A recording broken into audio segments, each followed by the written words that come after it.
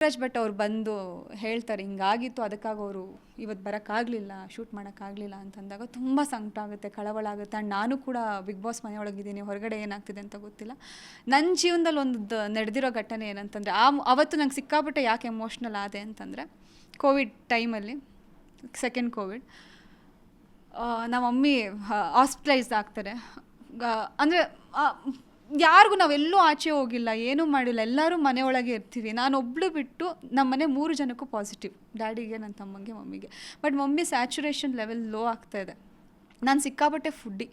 ಆ ಟೈಮಲ್ಲಿ ನೀರು ಕುಡಿಯೋಕ್ಕೂ ನನ್ನ ಕೈಲಾಗ್ತಿಲ್ಲ, ಒಂದು ಊಟನೂ ಹೋಗ್ತಾ ಇಲ್ಲ. ಆ್ಯಂಡ್ 3 ಜನ ಡಿಫ್ರೆಂಟ್ ರೂಮಲ್ಲಿದ್ದಾರೆ, ನಾನು ಅವ್ರಿಗೆಲ್ರಿಗೂ ನೋಡ್ಕೊತಾ ಇದ್ದೆ. ಬಟ್ ಮಮ್ಮಿ ಸ್ಯಾಚುರೇಷನ್ ಹೋಗ್ತಾ 70ಗೆ 69ಗೆ ಹಿಂಗೆ ಬರ್ತಾಯಿದೆ. ನಮಗೆ ಭಯ ಆಗ್ತಾಯಿದೆ. ಆ್ಯಂಡ್ ಸಿಚುಯೇಷನ್ ನಿಮಗೆ ಗೊತ್ತಿತ್ತು, ಸೆಕೆಂಡ್ ಲಾಕ್ಡೌನ್ ಅಂತೂ ಇಟ್ ವಾಸ್ ಹಾರಿಬಲ್. ಆ ಒಂದು ಮೂಮೆಂಟಲ್ಲಿ ಹಾಸ್ಪಿಟಲ್ ಸಿಗ್ತಾಯಿಲ್ಲ ನಮಗೆಲ್ಲ. ಅವತ್ತು ಬಂದಿದ್ದು ನನ್ನ ತಮ್ಮ,